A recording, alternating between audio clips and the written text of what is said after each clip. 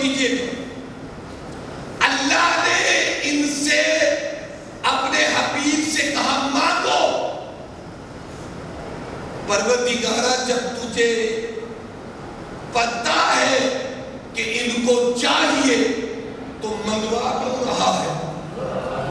دے دے۔ نہیں توجہ کیا۔ پروردگارہ جب تجھے پتہ ہے کہ ان کو چاہیے، موسیٰ کو چاہیے، تو تیرے حبیب کو چاہیے، تو پروردگارہ دے دے۔ تو آواز قدرت آئے گی، دیکھو ہمیں بھی پتہ ہے کہ ان کو چاہیے، صرف ہم قانون یہ بیان کرنا چاہتے ہیں جو ہمارا عہدہ ہے۔ جب ہمارے اتنے بڑے نبی، بھائی جب یہ عہدہ اتنے بڑے نبی کسی کو نہیں دے سکتے تو جو اللہ کا عہدے دار ہے ہی نہیں، یہ اللہ کے عہدے دار ہوتے ہوئے جب کسی کو عہدہ نہیں دے سکتے تو جو اللہ کا عہدے دار ہے ہی نہیں تو وہ اس طرح کسی کو یہ عہدہ دے سکتے ہیں۔ پھر پروردگار نے کہا انی جاعلٌ فی الارض خلیفہ، اے میرے فرشتوں، میں آدم کو خلیفہ بنانے والا ہوں۔ کیا کہا؟ میں آدم کو خلیفہ بنانے والا ہوں۔ وہ جو عصمت کے حصار میں رہتے تھے ان کے منہ میں بھی پانی آ گیا خلافت کا نام سن کر۔ کیا کہا؟ کہا پروردگارہ تسبیح ہم کرتے ہیں، تقدیس ہم کرتے ہیں، اور جب خلافت دینے کی باری آئی تو آدم بھائی یہی کہا نا۔ شیطان نے کیا کہا؟ شیطان نے کہا کہ پروردگارہ تیرے سجدے میں کرتا ہوں۔ اس نے تو ابھی ایک سجدہ نہیں کیا، ابھی تو اس میں روح بھی نہیں ہے، یہ روح ہونے سے ڈالنے سے پہلے کی باتیں ہیں نا۔ ابھی تو تو نے اس میں روح پھونکی نہیں ہے، اس نے کوئی سجدہ کیا نہیں، اس نے کوئی تیری تسبیح پڑھی نہیں، تیری تقدیس کی نہیں۔ پروردگارہ ہم سجدہ کرنے والوں کو چھوڑ کر تو آدم کو بنا رہا ہے، تو آواز قدرت آئی کہ مجھے تمہارے سجدوں سے، تمہاری تسبیحوں سے سروکار نہیں۔ میں یہی تو دنیا کو بتانا چاہتا ہوں کہ جس کو ہم عہدہ دینا چاہے نہ ہم اس کی تسبیح دیکھتے ہیں، نہ ہم اس کو اس کے سجدے دیکھتے ہیں۔ لہذا یہ قانون بنا رہا ہوں کہ جو ہمارا نمائندہ ہوگا نہ وہ تسبیحوں کی بنیاد پہ ہوگا، نہ وہ سجدوں کی بنیاد پہ ہوگا۔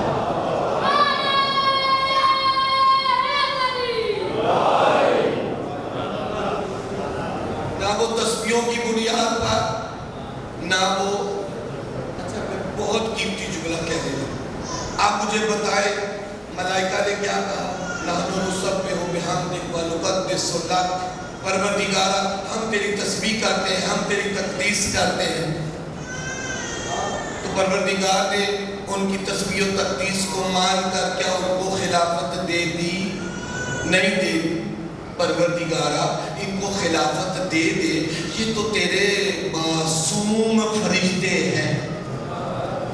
بولے نا میرے ساتھ خدا کے، خدایا یہ تو تیری معصوم مخلوق ہے، یہ تو تیری عصمت سے بھری ہوئی مخلوق ہے، یہ تو تیری گناہگار مخلوق نہیں ہے، یہ تو تیری تسبیح کرنے والی ہے، تیری تسبیح کرنے والی ہے، تجھے سجدے کرنے والے ہیں، یہ تجھے رکوع کرنے والے ہیں، تیری ذات کے سامنے یہ قیام کرنے والے ہیں۔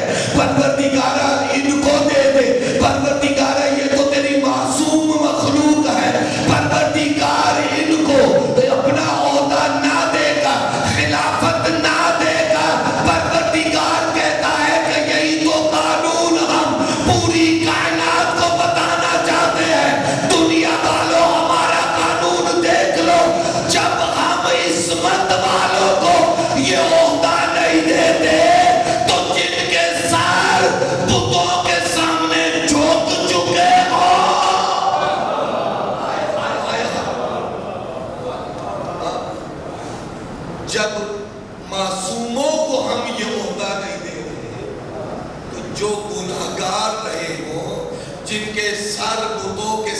سامنے جھک چکے ہو، یہ ہوتا ہم ان کو کیسے دے سکتے؟ صلوات پڑھتے ہیں۔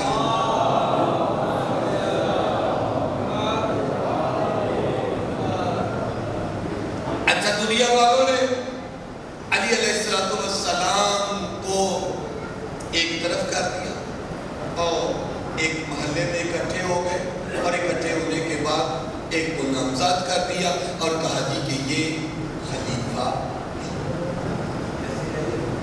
پوری طبیعت جانتی ہے، پوری انسانیت جانتی ہے۔ عزیزان محترم توجہ کیجیے گا، جملہ چھوٹا ہے لیکن پوری تاریخ اس ایک جملے میں سمٹی ہوئی ہے۔ عزیزان، علی کسی کے در پہ گیا، علی نے کسی سے جا کر فریاد کی ہو، دیکھو یہ میرا عہدہ چھین رہے ہیں، اب میری مدد کرو۔ علی نے کسی سے مدد مانگی، چلے اپنے ساتھیوں سے ہی مدد مانگ لیتے، ابو ذر، کمبر، سلیمان، عمار، آؤ میری مدد کرو، دیکھو میرے عہدے کو یہ چھین رہے ہیں۔ علی کسی کے در پہ نہیں گیا، کسی سے مدد نہیں مانگی، کیوں؟ اس لیے کہ علی جانتا ہے کہ میں اللہ کا عہدیدار ہوں، میں اللہ کا عہدیدار ہوں۔ ان کے جمع ہونے سے کوئی میرا عہدہ نہیں چھین سکتا۔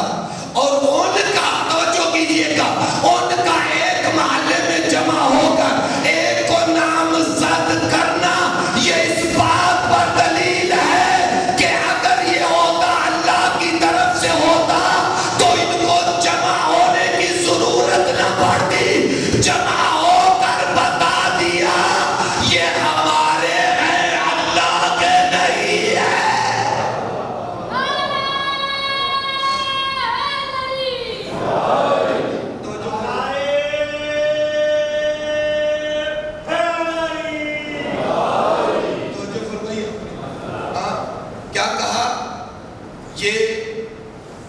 ایک بند کمرے میں، ایک بند محلے میں، ایک بند گلی میں اکٹھے ہوئے، اور اکٹھے ہونے کے بعد ایک کو نامزد کر دیا، لیکن علی نے کسی کے اس کے مقابلے میں کسی کا کوئی ریاکشن جو ہے وہ علی نے نہیں دکھایا۔ عزیزان محترم بڑی توجہ، اب دیکھیں میں نے دونوں آیتوں کو ملا کر اور دونوں واقعات کو ملا کر ایک نتیجہ آپ کو دینا ہے۔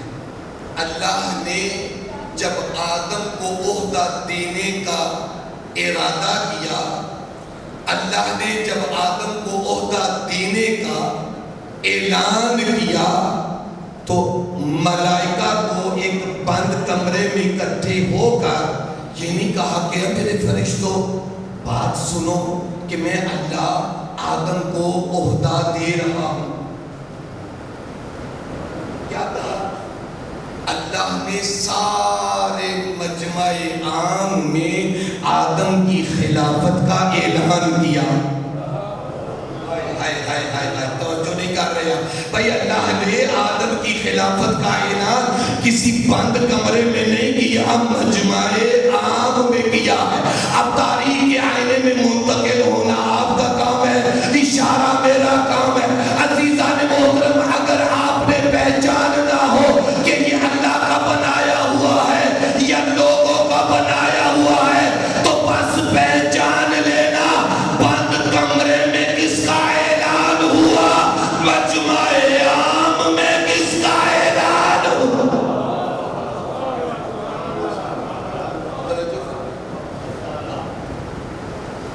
پروردگار نے کہا انی جاعل فی الارض خلیفہ، زمین پر ہم خلیفہ بنانے والے ہیں۔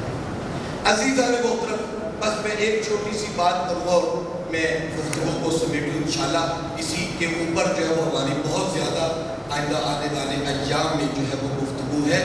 پروردگار کہتے ہیں وَجَعَلْنَاهُمْ، ہم نے بنایا، کس نے بنایا؟ ہم نے بنایا، ٹھیک ہے۔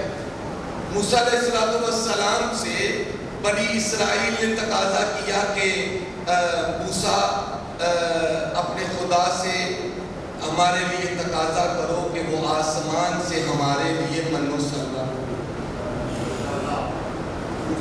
سلام کے تقاضے کو پروردگار نے قبول کیا بنی اسرائیل کے لیے من و سلوا. کچھ عرصہ من و سلوا کھانے کے بعد وہ اکتا گئے. موسیٰ تم یا موسیٰ علیہ السلام سے ان بنی اسرائیل والوں نے کہا موسیٰ اپنے خدا سے کہو یخرج لنا مما تنبت الارض من بقلها وقثائها وفومها وعدسها وبصلها. موسیٰ اب جنت کے کھانے کھا کر ہم اکتا گئے ہیں. اب اپنے پروردگار سے کہو کہ ہمارے لیے لہسن بھیجے, پیاز بھیجے, مسور کی دال بھیجے, ہمارے لیے کھیرے کو بھیجے, ہمارے لیے سبزی کو بھیجے. کیا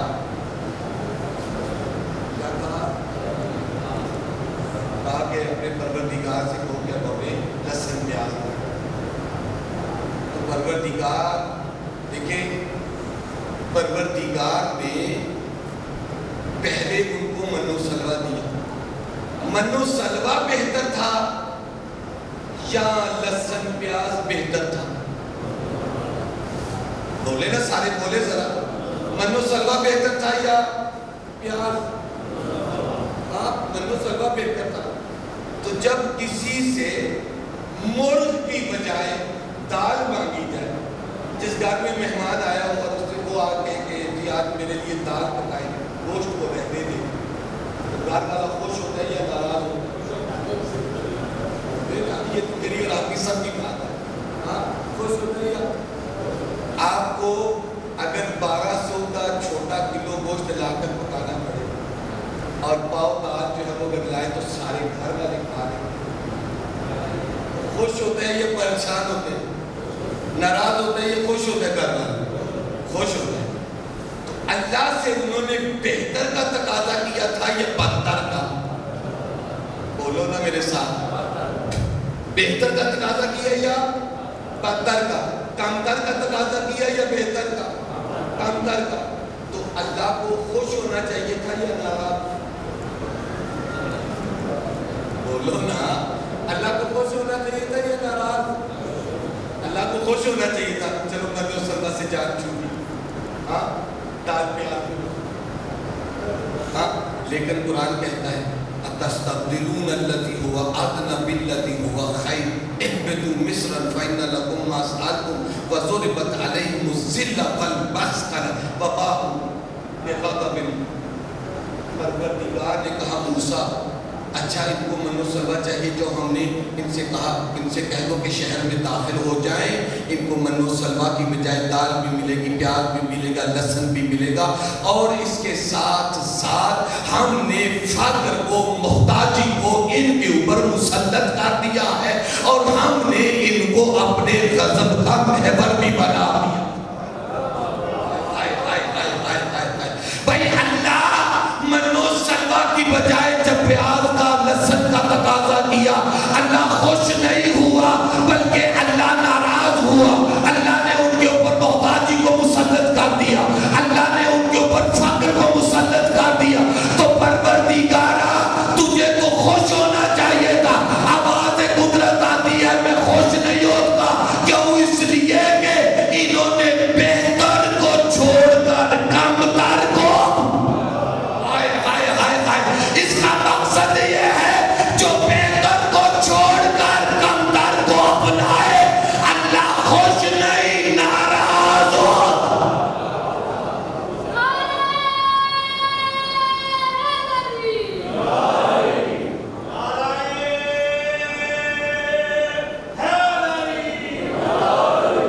توجہ فرمائیں. ہاں, پروردگارا یہ تو تجھ سے من و سلوا, تجھ سے من و سلوا تو اب نہیں مانگ رہے, دال پیاز مانگ رہے, دے دے ان کو. آواز قدرت آتی ہے, مسئلہ دال پیاز کا نہیں. توجہ, ہاں, مسئلہ دال پیاز کا نہیں.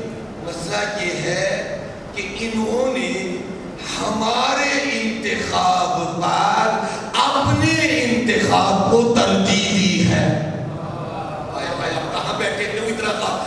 انہوں نے ہمارے انتخاب، ہم نے ان کے لیے منصوبہ منتخب کیا اور یہ اپنے لیے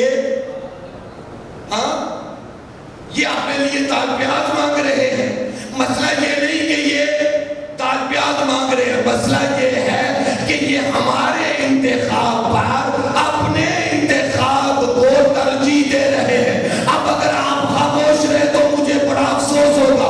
عزیزان محترم، جو اللہ کھانے کے مقابلے پانے کے معاملے میں اپنے انتخاب پر کسی کے انتخاب کی ترجیح کو پسند نہیں کرتا، تو وہ ہدایت کے معاملے میں کسی کے انتخاب کو کیسے پسند کرتا؟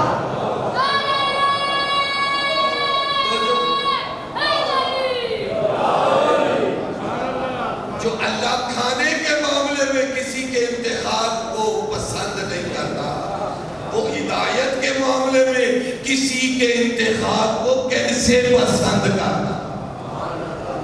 جو فرمایا جو وَجَعَلْنَاهُمْ، اس لیے کہ یہ ہمارا عہدہ ہے.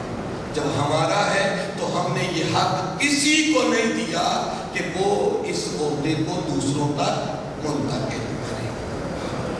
عزیزان، آپ سب یہاں آل محمد کی محبت میں آئے. توجہ فرمائیے آپ نے. میں چاہ رہا تھا کہ اس عشرے میں ہم روز ایک مسئلہ بھی جو ہے وہ چھوٹا چھوٹا جو ہے وہ بیان کریں. تو آپ مجھے اجازت دیں، جو بات میں کرنا چاہ رہا تھا اس کو میں چھوڑ دیتا ہوں، کل کروں گا، لیکن اس چھوٹے سے مسئلے کو بیان کر دیا جائے.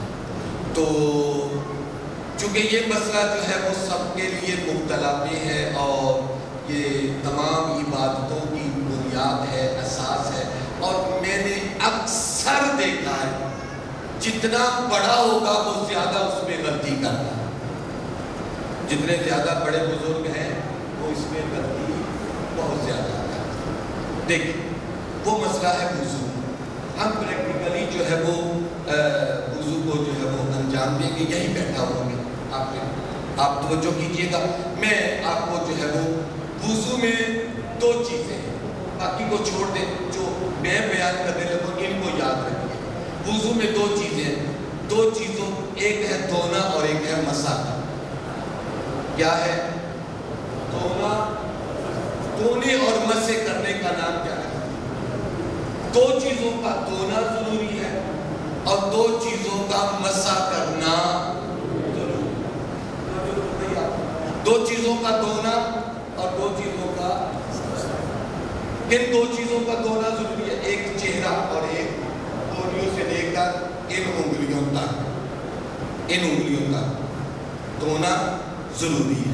چہرے کا یہاں سے لے کر بالوں کی اگنے کی جگہ سے لے کر یہ ٹھوٹری تک، اور پھر یہ جو دو انگلیوں کے درمیان آپ کا چہرہ آ جاتا ہے، یعنی سمجھے کہ یہ کانوں تک، کانوں تک، چوڑائی میں اتنا اور لمبائی میں اتنا، یہ چہرہ آپ کا دھونا ضروری ہے. اور ہاتھوں کا کونیوں سے لے کر، کونی سے لے کر یہ جوڑ تھوڑا سا اوپر، جوڑ سے تھوڑا سا اوپر، اور اس سے لے کر یہ ہاتھوں کی اس ناخن تک. یہ آپ نے یہ نہیں کہنا کہ میں نے پہلے ہاتھوں کو دھویا تو میرے ہاتھ گیلے تو اب ضرورت نہیں ہے. نہیں، اب آپ نے دوبارہ ان ہاتھوں کو وضو کے پانی کے ساتھ گیلا کرنا ہے. یہ گیلے اگر ہیں تو ان کو دوبارہ سے کیا کرنا ہے؟ وضو کے پانی کے ساتھ گیلا کرنا ہے. توجہ کریں، ان دونوں میں جو چیز مد نظر آپ نے رکھنی ہے اور جس کی ایک چھوٹی سی غلطی آپ کی نماز کو بھی باطل کر سکتی ہے، آپ کی تمام عبادتوں کو باطل کر سکتی ہے. کیوں؟ اس لیے کہ جب وضو صحیح نہیں ہے تو نماز کسی صورت میں صحیح نہیں. لہذا وہ غلطی کیا ہے؟ وہ غلطی یہ کہ ہم جب وضو کریں گے، پانی چہرے کے اوپر ڈالیں گے، تو چہرے کے اوپر پانی ڈالنے کے بعد جو چیز آپ نے مد نظر رکھنی ہے وہ یہ کہ ہر دفعہ ہمارا ہاتھ اوپر سے نیچے کی طرف آئے. اوپر سے نیچے، اوپر سے نیچے، اوپر سے نیچے. اگر آپ نے ایسے ایسے ہاتھوں کو ملا یا آپ کا ہاتھ ذرا سا ایسے ہو گیا، ذرا ایک ذرہ اتنا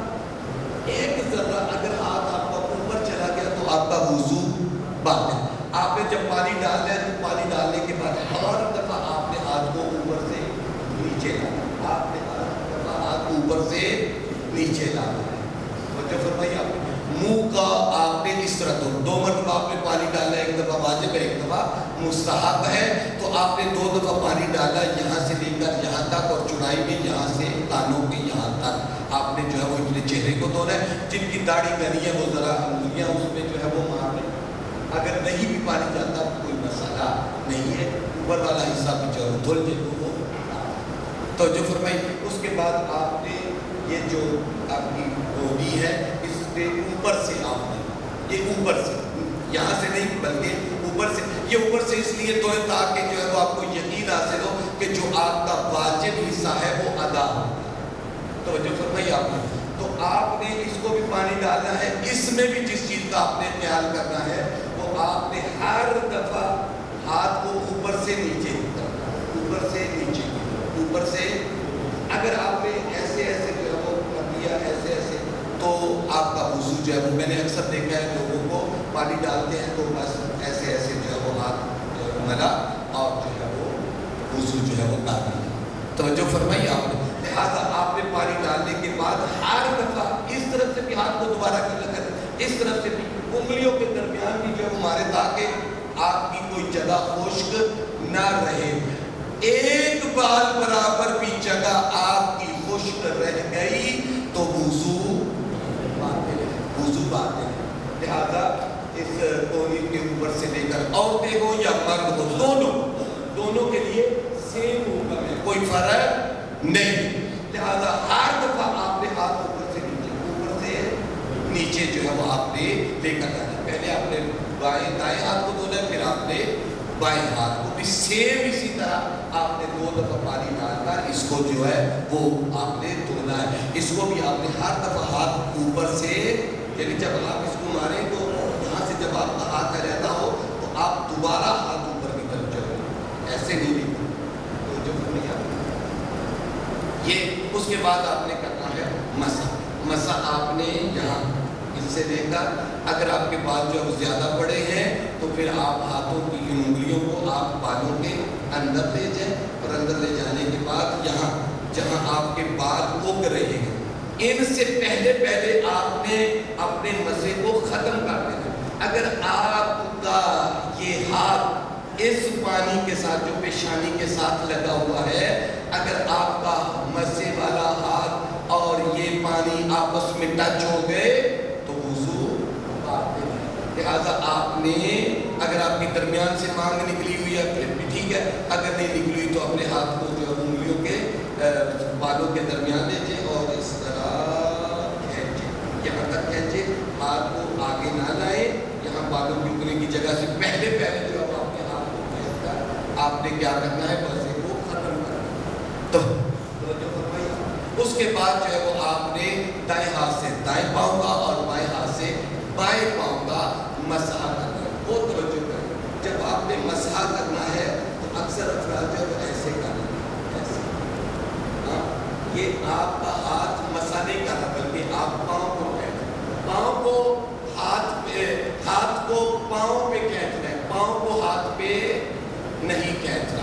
اور جو چیز مہم ہے توجہ کریں، یہاں سارے دیکھیں، آپ کے لیے یہ انگوٹھا مہم ہے، یہ انگوٹھا مسے میں مہم کون سی چیز ہے، یہ انگوٹھا۔ اور آپ عموماً میں نے دیکھا لوگ ایسے کر دیتے ہیں، دیکھا آپ نے ایسے کر دیتے ہیں، اسی کے اوپر بس ذرا سا کھینچا، ایسے نہیں کرنا بلکہ یہ انگوٹھے کی یہ جگہ، یہ دیکھیں، یہ جو آپ سجدے میں لگاتے ہیں، ہاں، اس کو اندر کور کرنا، یہ جگہ جو ہے وہ کیا ہے، یہ باقاعدہ آپ کے اندر کور، یعنی انگلیوں کو تھوڑا سا ٹیڑھا کرے، اس کو جو ہے وہ کیا ہے، اس کو اندر لے اور یہاں سے جو ہے وہ اپنے ہاتھ کو یہاں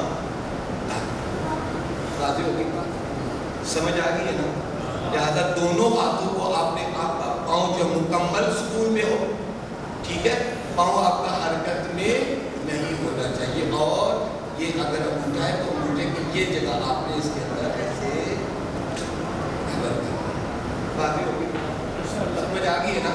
ہاں، لہٰذا اس طرح جو ہے وہ وضو کرے تاکہ ہماری ہر قسم کی جو عبادت ہے وہ ایک کامل و اکمل عبادت شمار۔ باقی اس سے پہلے آپ نے ہاتھوں کو دھونا ہے، ناک پہ پانی ڈالنا ہے، آپ نے جو ہے وہ کولی کرنی ہے، وہ اس کے پہلے مراحل ہے۔ یہ جو ہے وہ اگر آپ کو اس میں کوئی کمی کوتاہی کر بھی جاتے ہیں تو کوئی مسئلہ نہیں ہے. یہ دو چیزیں جو میں نے آپ کو بتائی ہیں ان میں کسی قسم کی کوئی کمی کوتاہی نہیں ہونی چاہیے. ایک صلوات پڑھتے ہیں آلے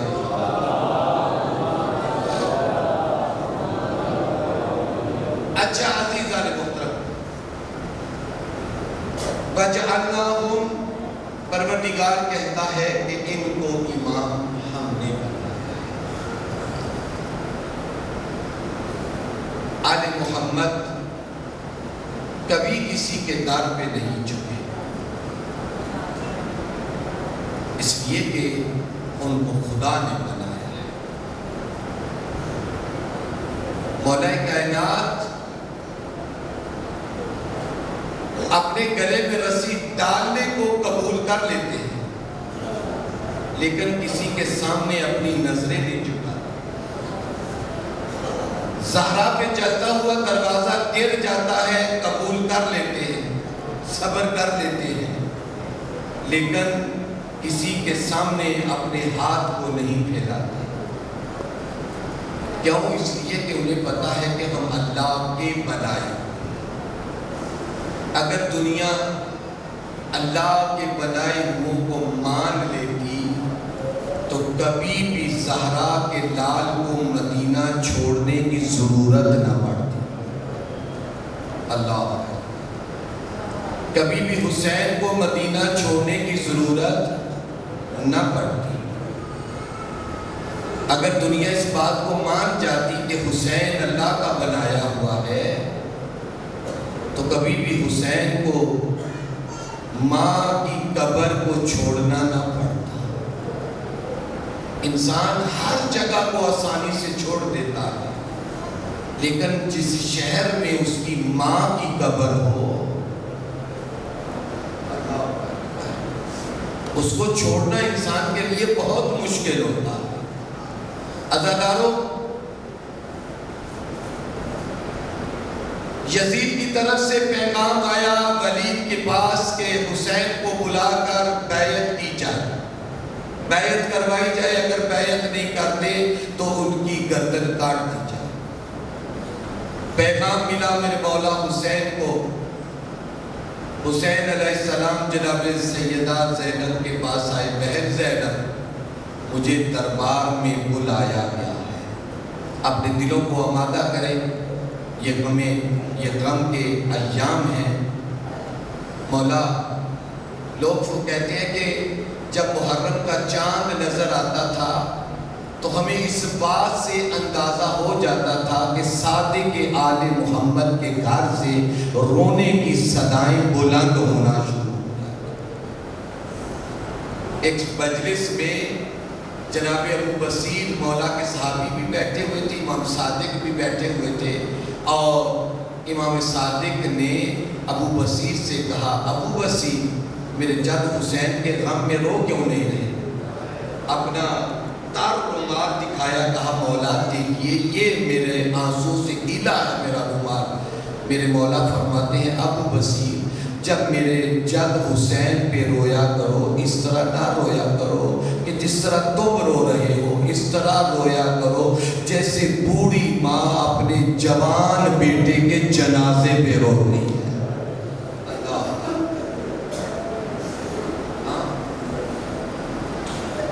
ولید کے دربار میں حسین کو بلایا گا. بہن زینب مجھے ولید کے دربار میں جانا ہے.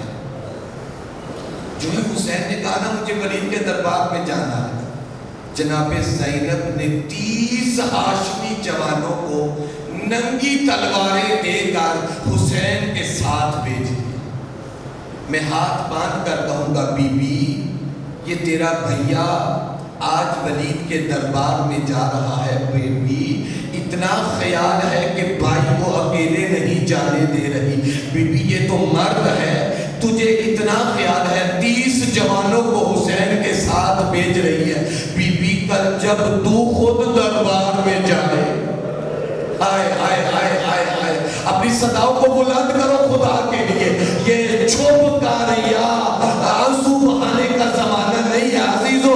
اپنی آوازوں کو بلند کرو جا کے جناب سیدہ تم پہ راضی ہو. میں ہاتھ باندھ کے کہوں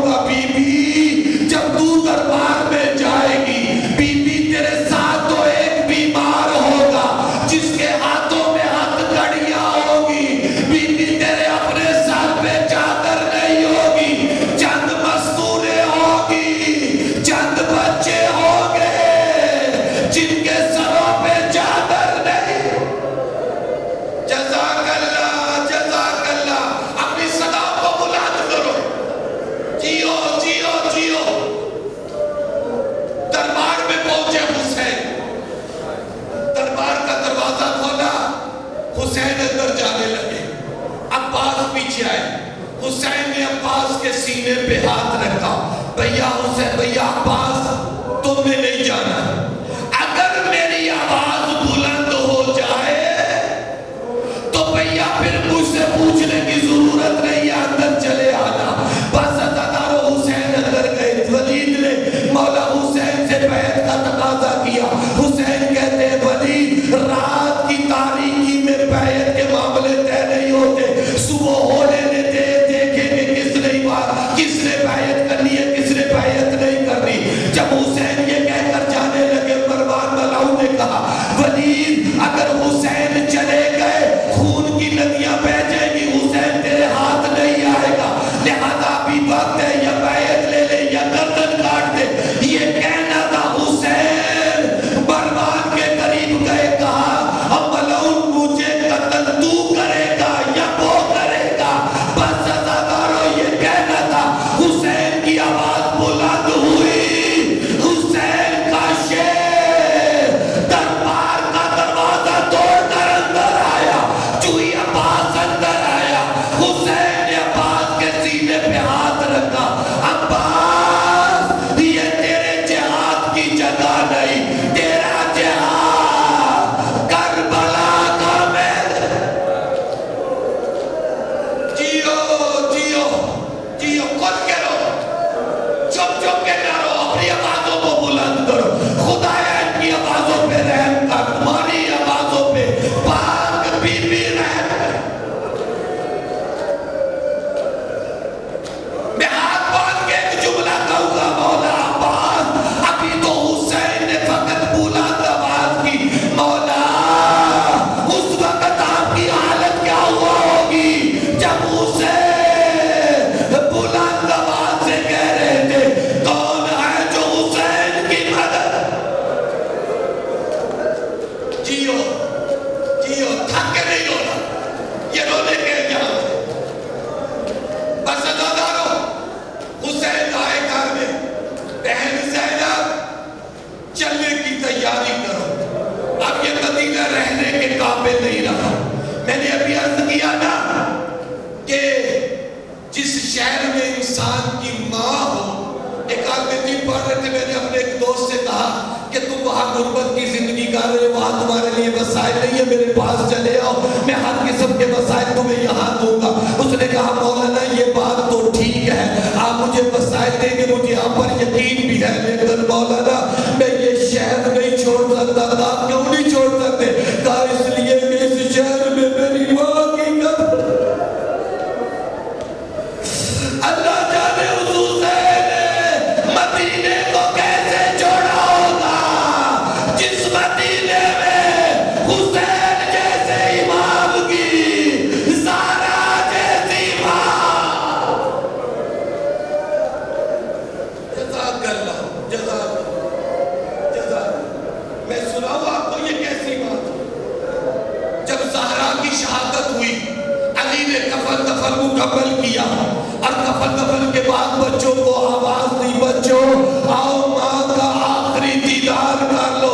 بس ازادارو یہ کہنا تھا واللہ قد حنت وعنت ومدت یدیہا، علی قسم اٹھا کر کہتے ہیں چوئی بچے زہرا کی میت کی طرف اٹھے، زہرا کے کفن کے بند ٹوٹ گئے، دونوں ہاتھ بلند ہوئے، بچوں کو سینے سے لگا لیا۔ اللہ جانے جب حسین ماں کی قبر چھوڑنے کے لیے ماں کی طرف بڑے ہوں گے، ماں نے ہاتھ پھیلا دیے ہوں گے، او میرا غریب بیٹا، او میرا پردیسی بیٹا، او میرا پیاسا بیٹا۔ جزاک اللہ، جزاک اللہ، جزاک اللہ۔ مولا آپ کو سوائے غم حسین کے کسی غم میں نہ۔ حسین ماں کی قبر کی طرف اس طرح گئے جیسے چھوٹا بچہ ماں کی طرف جاتا۔ اللہ، اور تاریخ یہ کہتی ہے حسین نے قبر زہرا پہ اپنے ہم کو گرا دیا، اور گرانے کے بعد قبر کو پکڑ دیا جیسے بچہ بچے اپنی ماں کی کمر کو پکڑ لیتے ہیں، اس طرح پکڑ لیا۔ حسین حسن کی قبر پہ گئے، چل کر گئے، نانا کی قبر پہ گئے، چل کر گئے۔ آپ کو پتہ ہے حسین اپنے نانا کی قبر میں ایک رات میں 3 مرتبہ گئے۔ نانا اب تیری امت مدینے میں نہیں رہنے دیتی، نانا ہم جا رہا ہے ذرا حسین۔ عزادار حسین نے اپنے آپ کو نانا کی قبر پہ گرایا۔ تاریخ یہ کہتی ہے منظر یہ ہوا، رسول کی قبر کھلی، رسول آئے کہا حسین اگر تو کربلا نہیں جائے گا دین نہیں بچے گا۔ کہا نانا میں کربلا ضرور جاؤں گا تیرا دین بچ جائے، یا نا حسین اگر تو کربلا نہیں جائے گا شہید نہیں ہوگا۔ شاء اللہ ہو یرا کا قتیلہ حسین جب تک تیرا بدن تیرے خون میں لت پت نہ ہو میرا دین نہیں بچے گا۔ اور حسین یاد رکھنا اکیلے نہیں جانا، زینب و کلثوم کو ساتھ لے کر جانا۔ شاء اللہ ہو یرا ہنک سبایا حسین اللہ کی مشیت یہ ہے، زینب ننگے ساتھ کوفہ و شام کا بازار، شرابی کا دربار، زینب کے ننگے ساتھ۔